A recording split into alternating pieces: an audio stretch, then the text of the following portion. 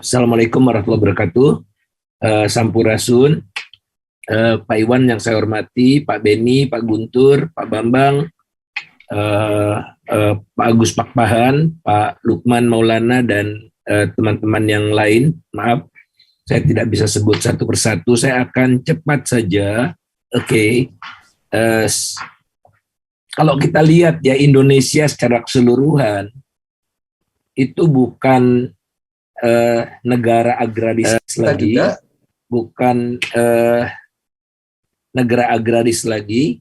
Sektor pertanian tinggal 13,70%. Namun kalau dilihat dari tenaga kerjanya masih 30% ini. Jadi transformasi sektor perekonomian di Indonesia itu agak ganjil. Pertaniannya dalam PDB itu turun lebih cepat daripada tenaga kerja. Tiba-tiba kita nyelonong ke jasa, dan sebagian besar jasanya tentu saja adalah jasa informal. Jadi ini yang mempersulit peningkatan kesejahteraan rakyat kita. Nah, kemudian untuk urusan pangan ini, urusan perut ini, sejak 2007 kita itu lebih banyak membeli daripada menjual ke luar negeri. Jadi lebih banyak mengimpor daripada mengekspor. Ini yang perlu kita garis bawahi, karena energi kita defisit, manufaktur defisit, gitu ya, pangannya defisit. Jadi apa yang harus kita tutup untuk membiayai defisit-defisit ini? Ya, kekayaan alam kita kuras semakin dalam gitu. Jadi terbukti bahwa pembangunan di Indonesia selama ini lebih mengandalkan pada otot dan keringat, kurang olah otak. Nah, kemudian bagi teman-teman yang ada di sektor pertanian, nilai tukarnya juga tertekan terus ya, utamanya adalah pertanian pangan ini yang merah, tanaman pangan. Tanaman pangan ini nilai tukarnya sudah di bawah 100. Tahun dasarnya 2018 100 ya. Jadi artinya kesejahteraan petani itu relatif merosot sejak tahun 2018. Ya, sudah di bawah 100. Oleh karena itulah minat ke pertanian juga cenderung mengalami penurunan gitu. Orang tidak mau bekerja di sektor yang hasilnya sedikit dan makin tidak sejahtera. Ini kunci yang pertama berikutnya. Nah, saya rada kaget sebetulnya. Saya pikir walaupun Jawa Barat itu negara provinsi industri, tapi pertaniannya masih lebih tinggi dari nasional. Enggak. Di nasional itu sektor pertaniannya masih 13,7%, di Jawa Barat tinggal 9%. Jadi Jawa Barat itu adalah provinsi industri tapi kebablasan. Walaupun sudah mengalami penurunan ya, kita lihat dari 44%, 43%, sekarang 41%. Jadi ini jauh di atas nasional yang cuma 19%. Jadi apa yang terjadi di Jawa Barat? Adanya, saya duga kuat gitu, alih fungsi lahan dari pertanian ke industri. Ekspansi industri, terutama di pantai utara, itu sudah melebihi kemampuan daya dukung alam, sehingga terjadilah kerusakan ya, yang menyebabkan Jawa Barat semakin rentan dari banjir dan kekeringan. Jadi ini Jawa Barat sudah sudah maju nih harusnya ya, industrinya nomor 1 gitu, seperti China dilihat di sini. Tapi kita bisa pahami yang berkembang industrinya cuma di Karawang, Bekasi, Purwakarta, dan di sekitar Jakarta. Nah, saya ingin masuk ke nasional. Apa sih yang menjadi, mudah-mudahan ini juga cerminan dari Jawa Barat, karena Jawa Barat mau tidak mau juga refleksi dari Indonesia. Oke, 2020 ini indeks keamanan pangan kita turun menjadi 59,5 saja skornya. dan rankingnya turun juga ke 65. Ini perkembangannya. Jadi kita tahun 2019 62, 2020 65, skornya turun dari 60,9 ke 59,2. Nah, kalau kita lihat komponennya, apa yang menyebabkan kita itu lemah, itu bukan ketersediaan. Ketersediaan kita lumayan. Ketersediaan lumayan. Kemudian keterjangkauan juga nggak jelek-jelek amat. Affordability kita 55 rankingnya. Quality and safety mulai jelek. Dan tadi Pak Iwan kalau nggak salah menekankan nih, menggarisbawahi, atau Pak Beni, saya lupa, tentang natural resource dan resilience-nya. Itu kita jeblok banget. Ya, dari 113 negara kita nomor 109. Oleh karena itulah saya ingin menjabarkan lebih lanjut ini tentang daya dukung alam kita yang semakin rusak, dan ini merupakan salah satu perhatian utama, kalau bukan satu-satunya, dari DPK LTS. Yang sepuh-sepuhnya ada Pak Solihin GP ini, yang tentu saja dari dulu sangat concern tentang ini. Nah, jadi kalau kita lihat exposure ya terhadap temperatur, kekeringan, banjir, ya itu kita tidak terlalu jelek, kecuali kenaikan temperatur ini. Jadi climate change udah kena di kita, mau tidak mau. Air itu kualitas airnya jelek, ya, nilainya 0 bisa dibilang, ya. Jadi di bawah rata-rata 41,6%. Kuantitas air juga tadi Pak Lukman sudah menyampaikan udah mulai terasa kurang. Jadi kita di bawah rata-rata dunia. Namun yang perlu perhatian kita bersama adalah komitmen politik dan adaptasi, untuk beradaptasi dengan lingkungan yang baru. Jadi kita tidak punya early warning measures, tidak mengenal yang namanya climate smart agriculture. Pokoknya jeblok bener. Komitmen untuk mengelola exposure juga lemah. Kemudian pertanian nasional, adaptasi pertanian nasional, kebijakan untuk beradaptasi juga rendah sekali, buruk sekali. Dan manajemen risiko bencana juga jelek.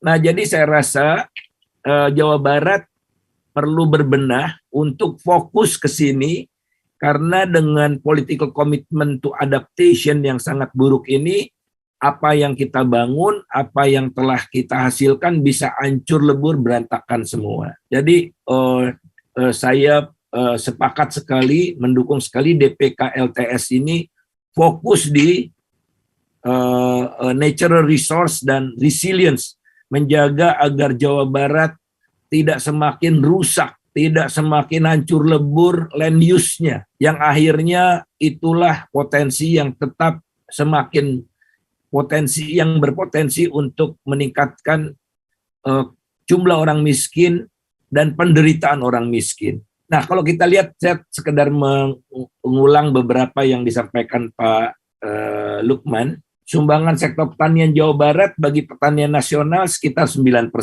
Jadi sumbangan Jawa Barat 9% terhadap pertanian nasional. Tanaman pangan dominan, sekitar separuh dari pertanian di Jawa Barat adalah tanaman pangan. Tanaman pangan tadi nilai tukarnya babak belur.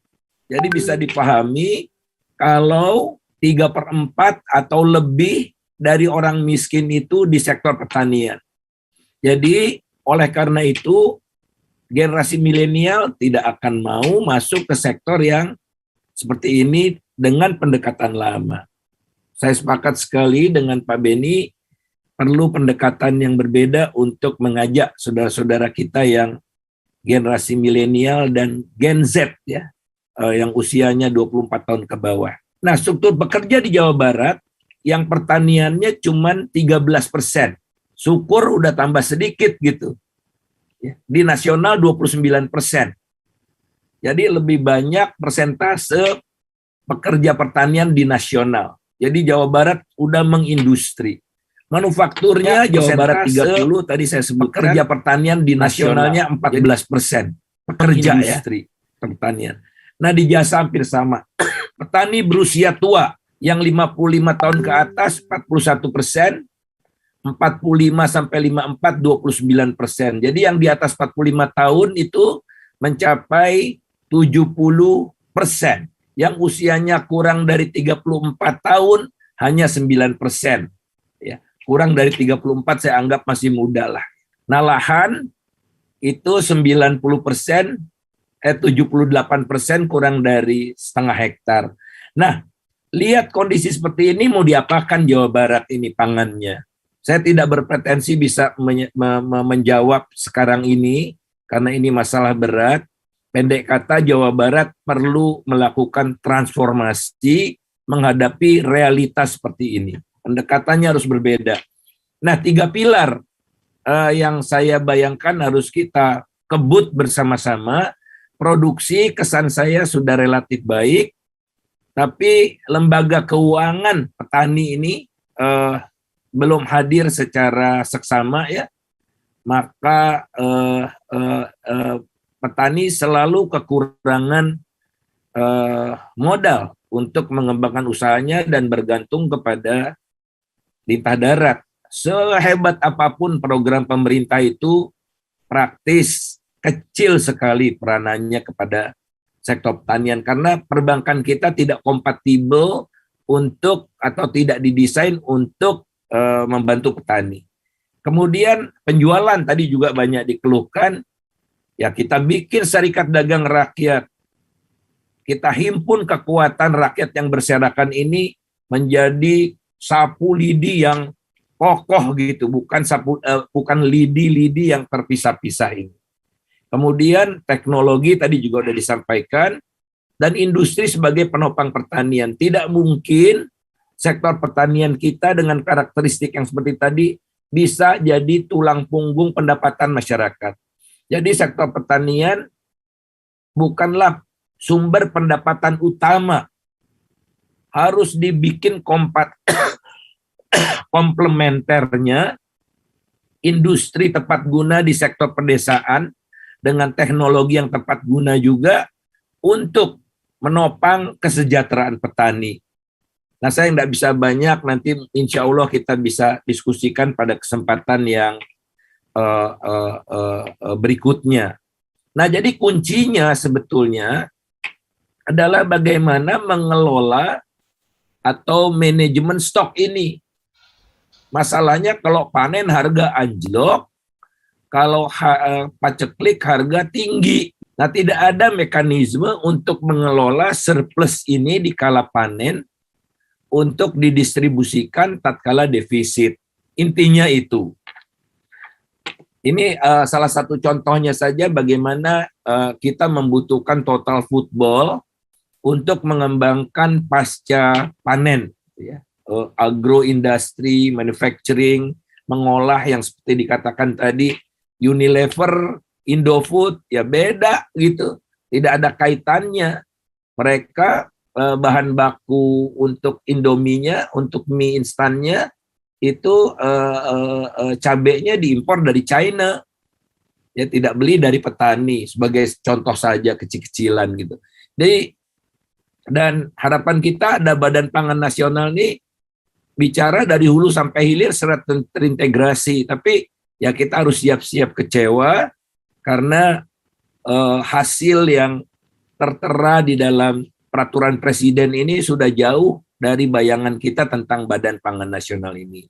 Jadi ya kita harus bersuara terus, kita harus memperjuangkan kepentingan petani yang praktis tidak memiliki representasi yang secara konsisten memperjuangkan seperti solidnya industri gula, sulitnya pengusaha batu bara itu melakukan konsolidasi dan memperoleh kemewahan yang amat luar biasa dalam 5 tahun terakhir ini. Saya rasa sampai di situ dulu, Pak. Terima kasih. Asri sama Kang Agus Papahan. Bagaimana menyeimbangkan struktur ekonomi Jawa Barat yang 40% sudah nyata 40% industri dan 9% pertanian, sementara link up-nya antara industri dan pertanian ini kan tidak seperti zaman VOC gitu, nyambung ya. Ini juga nanti dikaitkan dengan ekologi Jawa Barat ke depan. Bukan hanya Jawa Barat sebenarnya, karena Jawa Barat itu Tatar Sunda ya. Tatar Sunda itu menyangkut 3 wilayah, yaitu Jabar, Banten, DKI harusnya menjadi satu kesatuan ruang ekonomi, sosial, dan budaya gitu. Jadi Jabar, Banten, DKI ini jangan dipisah-pisahkan karena itu merupakan dari zaman dulunya yang merupakan satu kesatuan sosial, budaya, dan tata ruang ekonomi. Nuhun. Mangga, Kang Faisal. Kalau kita lihat dari pandemi ini, yang hancur duluan kan industri kan. Nah, industrinya 41% ya, hancur lebur lah ekonomi Jawa Barat. Nah, oleh karena itu tadi saya kelihatannya sih jawabannya yang Prof. Agus Pakpahan sampaikan ya. Jadi mengembangkan potensi lokal ya, yang bisa olah macam-macam itu.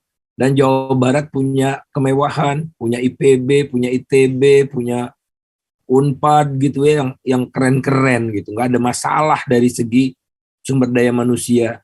Nah, namun saya lihat Jawa Barat ini korban dari keangkuhan pusat. Jawa Barat nggak minta dikasih kereta cepat Jakarta-Bandung, yang nanti sampai kiamat itu nggak pernah bisa untung. Jawa Barat nggak butuh itu.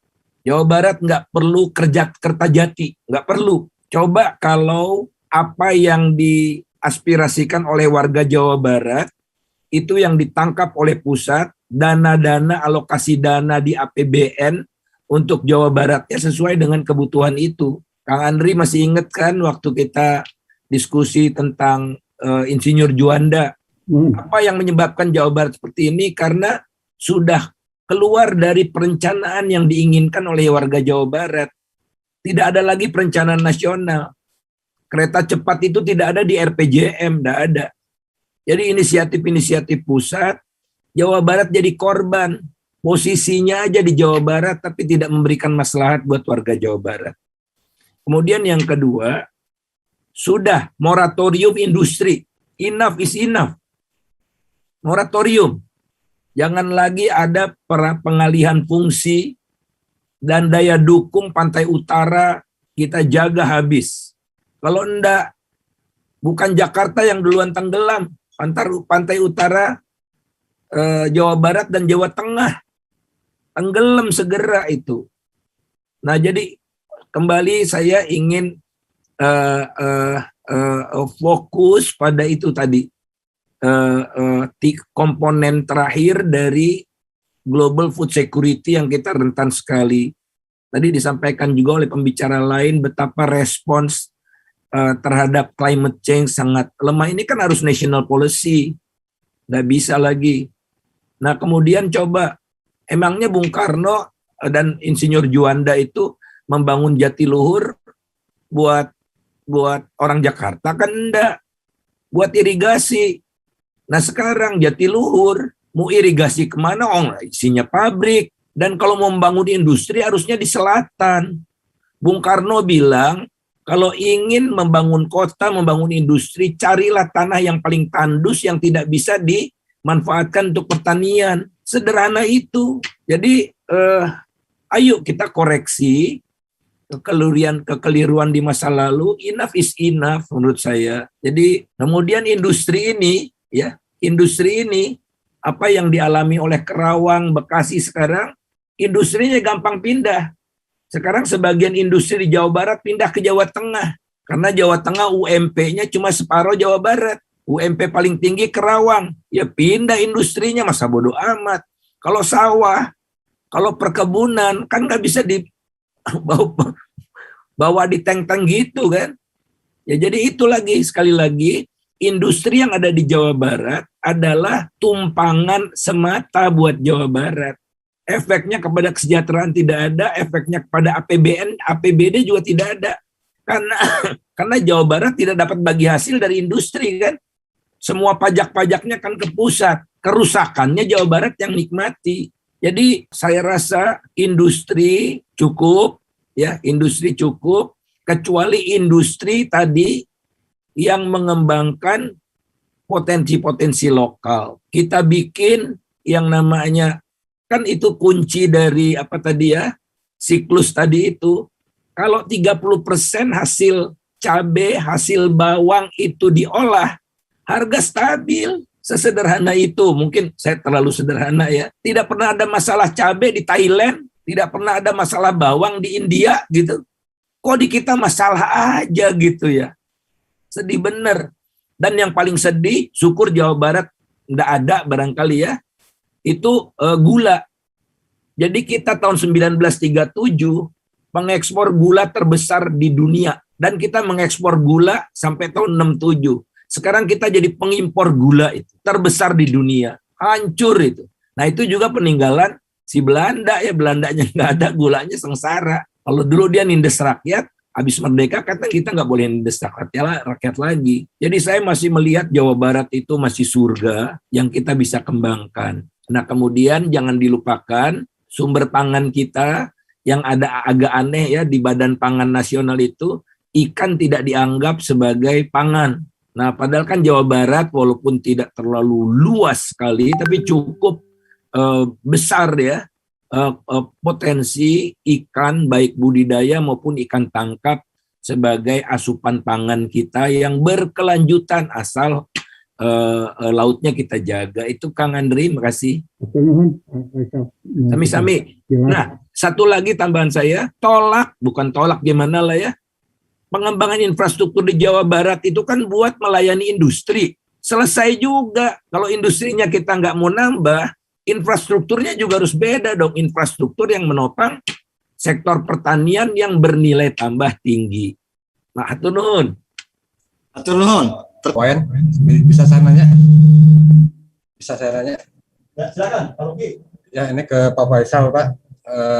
Kalau kita tahu kan salah satu tingkat perusahaan pertanian juga disebabkan juga oleh HPP pembelian gabah nih. Ini di padi, Pak ya.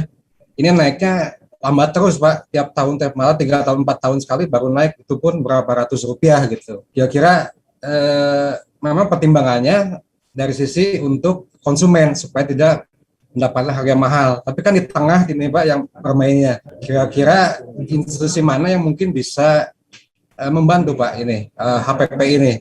Apakah Badan Pangan Nasional yang baru ini dibuat atau Bulog atau Kementerian Pertanian? Kira-kira seperti apa Pak mungkin yang bisa membuat HPP ini agak sedikit kondusif bagi petani Pak? Pak Faisal, terima kasih. Itu di mute Pak Faisal. Oke. Ini kan politik ekonominya gini Pak, majukan industri, promosikan upah murah. Nah, UMP murah. Nah, kalau UMP murah kan daya beli pekerja kan rendah. Maka jangan sampai harga pangan tinggi. Makanya harga pangannya jadi utama. Jadi politik industri. Dan Jawa Barat sudah industri gitu kan. Politik pertanian di Jawa Barat kan tercampakkan.